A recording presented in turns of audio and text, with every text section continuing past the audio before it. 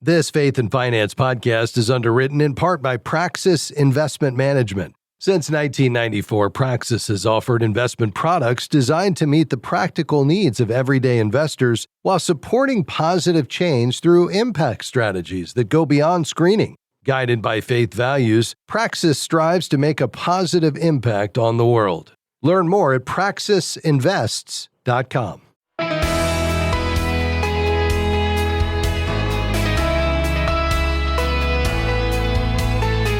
Do you know whether your retirement plan is on track, or are you simply hoping it is?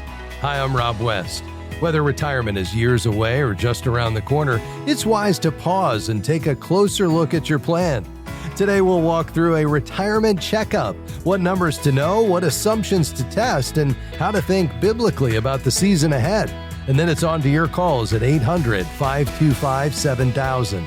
This is Faith and Finance, biblical wisdom for your financial journey. Well, many people know they should be saving, but they're less certain whether they're saving enough. That's where a checkup can help. Sometimes you need to catch problems early and make adjustments before small issues become major ones. So first, know your retirement savings target. No single rule of thumb fits everyone. Your goal depends on when you retire, how long you live, your lifestyle, your health, your generosity goals, and whether you'll have income from Social Security, a pension, rental property, or part-time work. But as a starting point, one common benchmark is to aim for around 10 to 12 times your income by age 67. The point isn't to become discouraged if you're behind. The point is to know where you stand. Second, know your retirement spending number. This may be even more important than your savings balance. $1 million can be plenty for one household and not nearly enough for another because spending determines how much income your portfolio must produce. Start with your current budget, then adjust for what may change. Will the mortgage be paid off? Will travel increase? Will transportation costs go down? Will you support adult children or aging parents? Will you downsize, relocate, or stay where you are? That gives you a clearer picture, not just of what retirement may cost, but what kind of stewardship this next season may require. Third, know your withdrawal plan. A common guideline has been the 4% rule, first developed by financial planner William Bengen. He has since updated his research, suggesting the number may be closer to 4.7% with a more diversified portfolio. Fidelity describes it more broadly as a 4 to 5% sustainable withdrawal range. So if you retire with $500,000, you might begin by withdrawing around $20,000 or $25,000 in the first year, then adjust over time. This is not a guarantee, and it does not mean that you'll never touch the principal. Your actual withdrawal rate should depend on your age, health, investment mix, inflation, market conditions, and whether essential expenses are covered by guaranteed income. The danger is assuming you can pull 8%, 10%, or even 12% from your portfolio every year without consequences. For most retirees, that's not a plan, it's a countdown. Fourth, prepare for healthcare costs. Medicare is a blessing, but it doesn't cover everything. You may still have premiums, deductibles, copays, prescriptions, dental, vision, and hearing costs, and long-term care is a separate issue altogether. Recent estimates suggest that a 65-year-old retiring today may need well over $170,000 for healthcare costs throughout retirement, and that doesn't include long-term care. For a married couple, that becomes a major planning item. Fifth, understand Social Security. For many retirees, Social Security will be one of the largest sources of guaranteed income. You can claim benefits as early as age 62, but doing so can permanently reduce your monthly benefit by as much as 30%.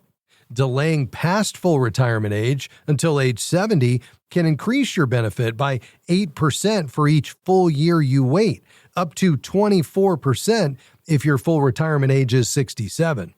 Of course, delaying isn't always the right answer. Health, family history, income needs, marital status, and work plans all matter, but it's worth looking carefully before making a permanent decision.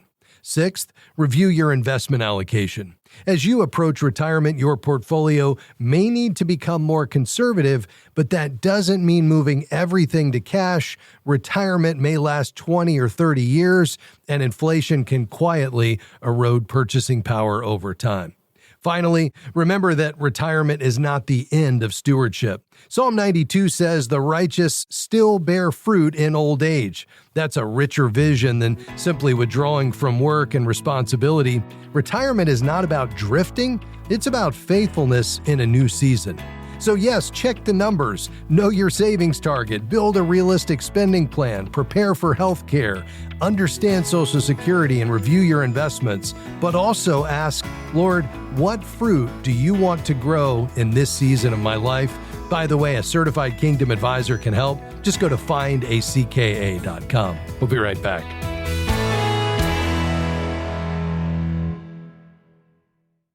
If budgeting feels like a second job, the new Faith Fi Pro was built just for you.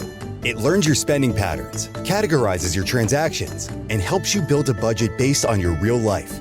Plus, scripture readings and biblical devotionals help you manage God's money, God's way.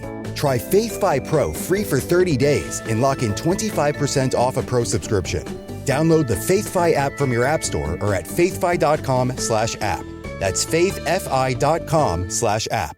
FaithFi's preferred banking partner is Christian Community Credit Union, now joined with Adelphi, a division of CCCU, bringing you the best in Christian banking for greater kingdom impact. With high-yield checking, savings, Visa cashback cards, and a new competitive high-yield money market account, your everyday banking helps advance the gospel. Visit faithfi.com/banking and use the code FaithFi. Membership eligibility required. Accounts are privately insured up to $250,000. This institution is not federally insured.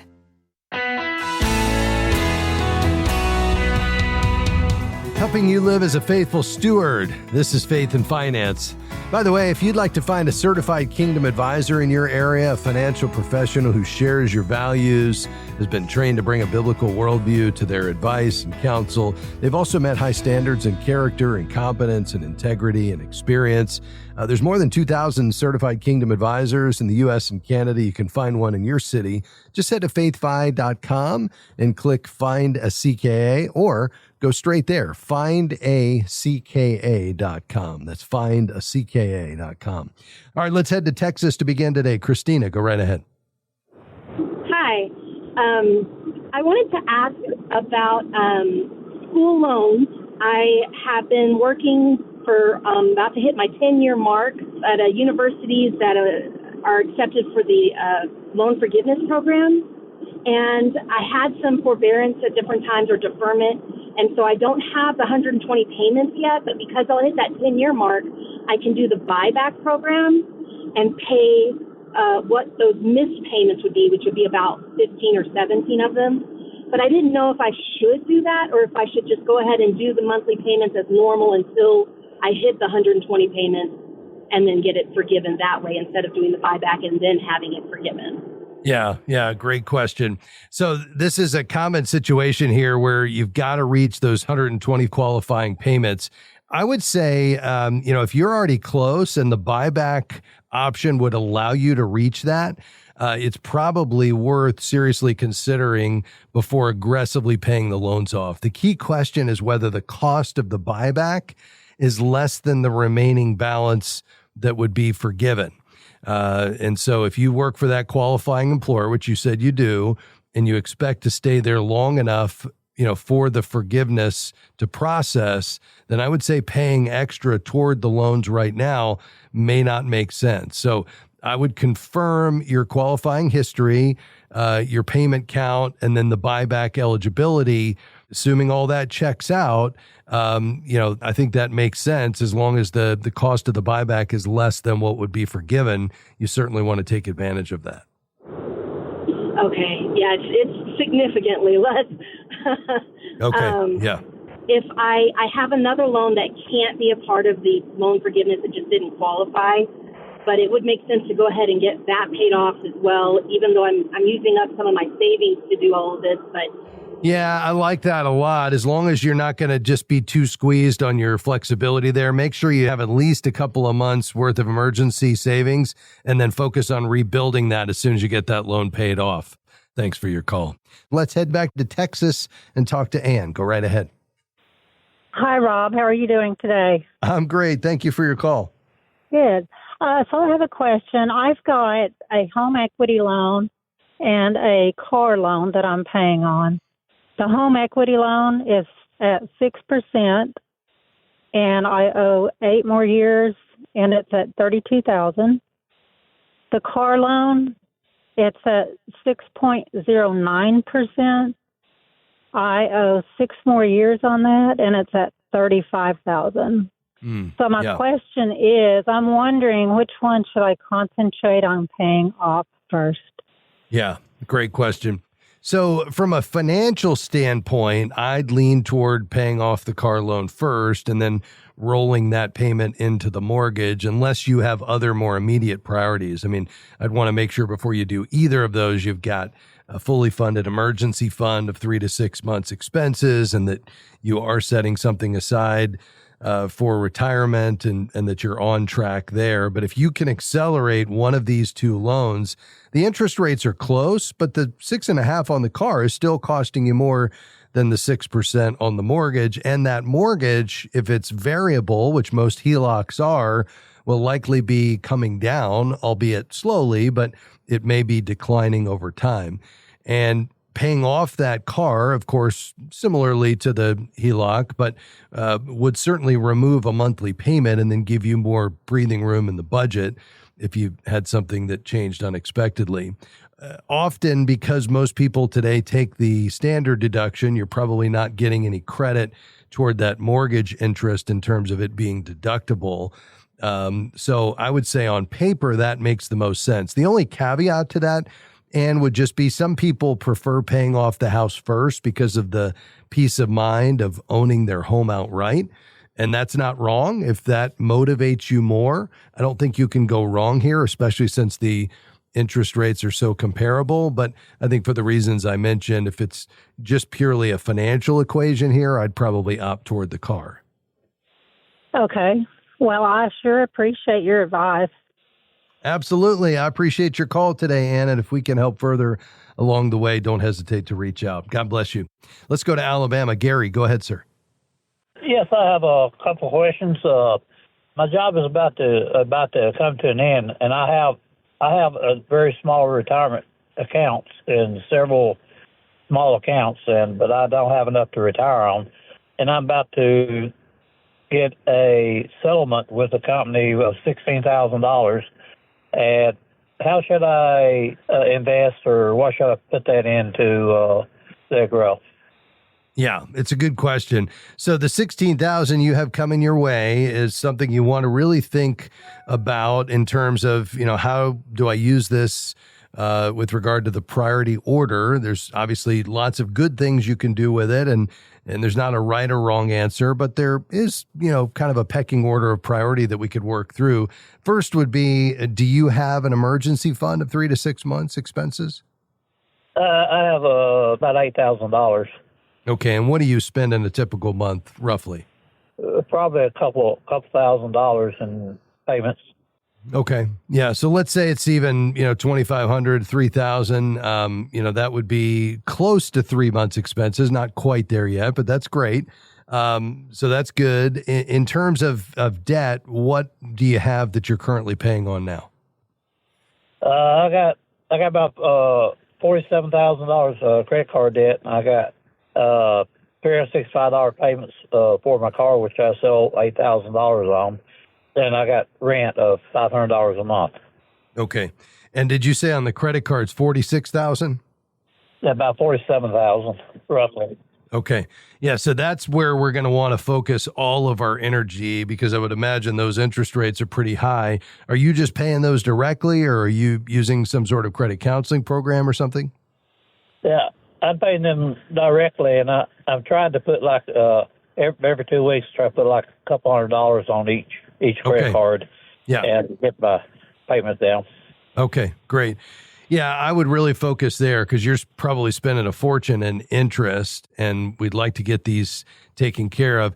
Have you kind of right-sized the budget in such a way that whatever led to that credit card debt is behind you, or are you still adding to it on a regular basis? It's a discipline problem. I had, I have been in financial depravity before, and I had started using credit cards as a way of income of it, and I just kind of got in the habit of it, and I probably need to get counseling to get out of it. Yeah. Well, listen, Gary, you're not alone. There's just lots of folks in that, so nothing to look down on, but we do need to get this figured out. Our friends at Christian Credit Counselors would be a great solution.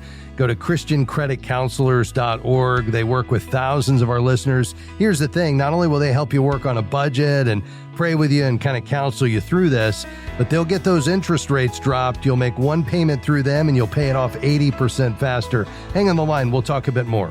Back with more questions after this. 800-525-7000.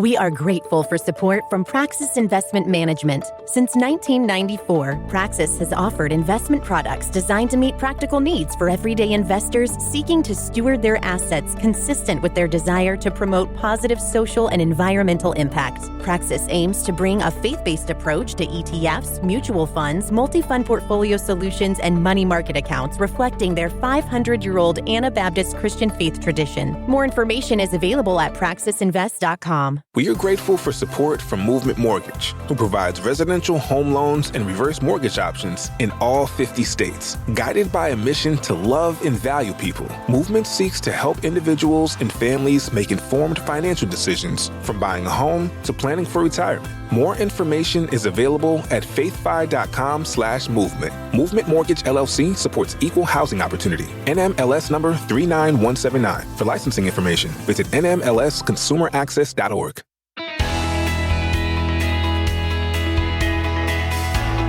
Taking your calls today here on Faith and Finance, 800-525-7000. Let's go to Mississippi. Miguel, how can I help you? Hey, Rob, thanks for taking my call. Sure. I've been with local bank since 1996, and it has been bought out 3 times now. When is it enough? I mean, enough is enough, and start maybe looking for something different. Yeah. What do I need to look for before I make my decision to go with somebody different? Yeah.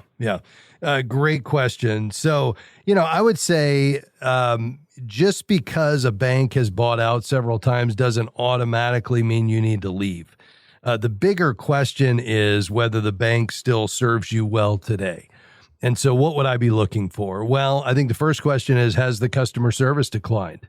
If it's become harder to get help, if fees have increased, if the relationship feels impersonal, it might be worth shopping around. Second are kind of dialing into this fee question. Specifically, are the rates competitive? And, make sure you're not overpaying. But then when it comes to your savings, are they, paying next to nothing on your savings? Or, are they giving you some competitive high yields with regard to your deposits? Not so much on checking, but certainly on savings accounts. I would say the other thing is, does it really give you some of the features you're looking for? If you're looking for online access, how is that experience? If you're looking for local branches, do they have enough? Are they offering fraud protection? What about CD rates? If that's important to you, what are they offering? So I think those are probably the things I would be looking for more than anything, as you weigh through this. A lot of our listeners are finding that, they're wanting to make sure as another factor that their values are aligned with the bank. And so that's why a lot of our listeners are using Adelphi Christian Banking, which is the largest in the country. They've got competitive rates, 4%, for instance, on their money market. But, a portion of everything is given to Christian ministries. And you could go to faithfi.com/banking to learn more there. But at the end of the day, you want to evaluate the savings and CD rates. You want to look at the fees and convenience. You want to look at the customer service. And then is there any kind of relationship value that you've got by being with them for decades? But if not, because, it's turned over so many times and you really don't know anybody, then, that's no longer a consideration. Does that make sense, though? Oh, yes, sir. Yes, sir. Oh, I got a lot of homework to do now, Rob. Thank you so much. Absolutely, Miguel. Thanks for your call today. We appreciate you being on the program. Let's go out to Oregon. Hi, Betty. How can I help you? Thank you for taking the call. My question is, say I turn 73 this August. I know that my RMD is going to be based on 2025 end of year value in the IRA. I'm wondering about the timing of when do I do a QCD to minimize that RMD? Yes, great question. So, once you turn 73, you'll need to begin taking those RMDs. The qualified charitable distribution can be really effective to reduce the taxable income if you're charitably inclined. So since you're already over 70 and a half, you're eligible. The QCD would be directly from the IRA. And, if you take the RMD out first into your own account, that portion becomes taxable. It can't later be converted to the QCD. So you need to get the QCD out before 12/31 because the value as of December 31st is going to be the value that's used for the required minimum distribution each year. Okay, so say that again. I would have to do this because the RMD is going to be based on 2025 income. So I would have had to do the QCD prior to that calculation? Yeah, that's right. Because the way that works is it's the value, the 2026 RMD is based on the value as of December 31st, 2025, and for each year following. So the amount is considered on the prior year's ending balance. You would need to do it before that time. So your first RMD, Betty, is going to be based on last year's account value, but you still have flexibility on how you satisfy it. So if the money goes directly from the IRA to a qualified charity, that amount can satisfy part or all of the RMD without being included in the taxable income. So you've still got plenty of flexibility, once you determine what that RMD is, to make sure, as much of it as possible is done by way of qualified charitable distribution so you can satisfy the required minimum but not add a penny to your taxable income. Perfect. Yep. That's exactly what I want to do. Thank Great. you so much. Absolutely, Betty. Thank you for your generous heart. We appreciate you being on the program today. Let's finish out the broadcast today in Florida. Aaron, you'll be our final caller. Go ahead, sir. Hey, I was just trying to get some clarification on a fixed indexed annuity. Good or bad? What are your thoughts on those?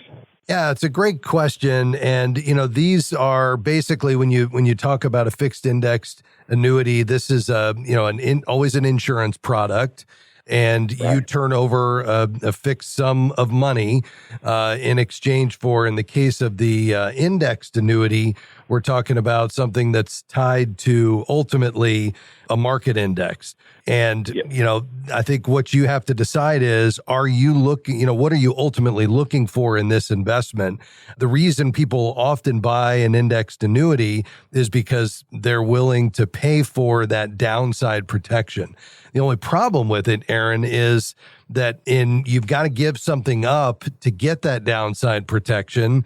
And what you're giving up is the full upside. And when you look at where we drive those average annual returns, let's say on the S&P 500, over the last 50 years, it comes in large part due to those significant up years. Well, when you take those out because you're going to have a cap on the upside in this fixed indexed annuity, you don't get that. And so from my view, I'd rather, as a default, not use an insurance product. Even though I'm giving up the downside protection, I'm willing to take the downside because I want the full upside. But if at the end of the day, that gives you greater peace of mind to know that you have the downside protection, you're willing to take some of the trade-offs like the upside cap and the lack of liquidity, meaning you can't get fully to your money, or the complexity and the cost of the annuity, they do have a place. They're just not my first choice for that reason. Does that make sense? Yes, absolutely. I'm not familiar with it, so I just wanted some clarification, but that helps tremendously. Totally understand. Thanks for your call today. Lord bless you, my friend. Well, that's going to do it for us. Thanks for tuning in today. We're so thankful for you inviting us into your story and asking your questions, for your kind remarks about the program. I couldn't do this without the amazing team.